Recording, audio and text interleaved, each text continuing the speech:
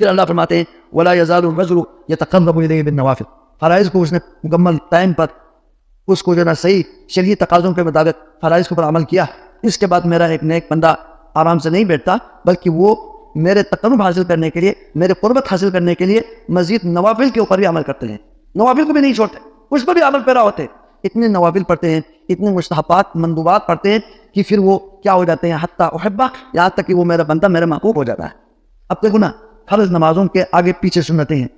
سنت مؤکدہ ہے، سنت راتبہ ہے، اسی طرح رمضان کا روزہ ہے اور نفلی روزہ بھی ہے، اور زکوٰۃ تو واجب ہے، اس کے علاوہ صدقہ خیرات ہے،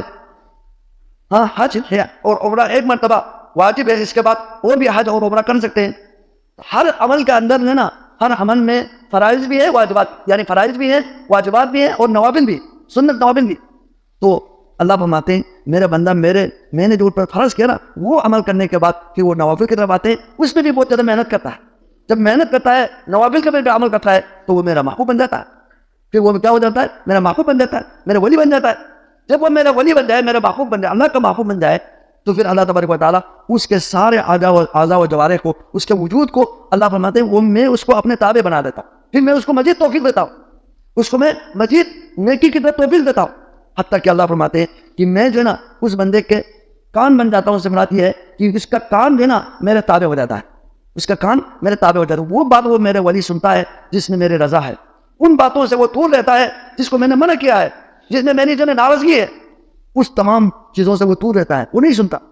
صرف اللہ کے کو حکم والا اذان سنتا ہے، قرآن سنتا ہے، ذکر اذکار سنتا ہے، اچھی باتیں سناتا ہے، وعظ و نصیحت سنتا ہے۔ باقی شیطانی کام، یہ گانے اور رقص اور یہ سارے فحش، گالی، بےہودہ باتیں، فضول باتیں، ان تمام چیزوں سے اس کا کان محفوظ رہتا ہے۔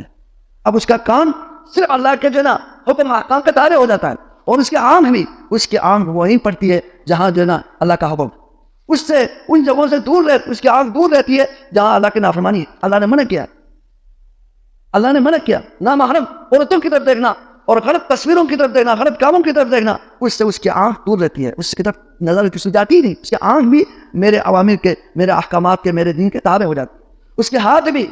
اسی دن کی طرف آگے جاتا ہے جہاں میرا حکم ہے، اس جگہ کی طرف نہیں جاتا جہاں میں نے منع کیا ہے، اس کے ہاتھ، اس کے پیر، اس کے پاؤں بھی اسی جگہ کی طرف چل کے جاتا ہے، اس کے پاؤں سے چل کے جاتا ہے جہاں میرا حکم ہے، مسجدوں کی طرف آتا ہے، نمازوں کی طرف آتا ہے، وعظ و نصیحت کی طرف جاتا ہے، اور اللہ کی جو حکم احکام کے اس کے پاؤں بھی تابع ہوتا ہے، اس جگہ کی طرف وہ اس کے پاؤں سے وہ چل کے نہیں جاتا جہاں اللہ کی نافرمانی ہے، اس کے ہاتھ پیر، اس کا پورا وجود جو ہے نا میرا کیا ہو جاتا ہے، تابع ہو جاتا ہے، اس کی زبان میرے تابع ہو جاتی ہے، وہ بات کرتا ہے جس میں اللہ کی خوشنودی ہے، اللہ کے رضا ہے، نبی کریم صلی اللہ علیہ وسلم کی سنت ہے، اللہ کے نبی صلی اللہ علیہ وسلم کا حکم ہے، اسی وہی بات بولتا ہے، وہی بات کہتا ہے جس میں اللہ اس کے رسول کا حکم ہے۔ ان تمام باتوں سے وہ اعراض کرتا ہے جہاں اللہ رسول کی نافرمانی ہے، غیبت، چغلی، یعنی گالی گلوچ، یہ ساری چیزوں سے وہ اس کی زبان کو محفوظ رکھتا ہے، اللہ کے ذکر سے اس کی زبان تر ہے،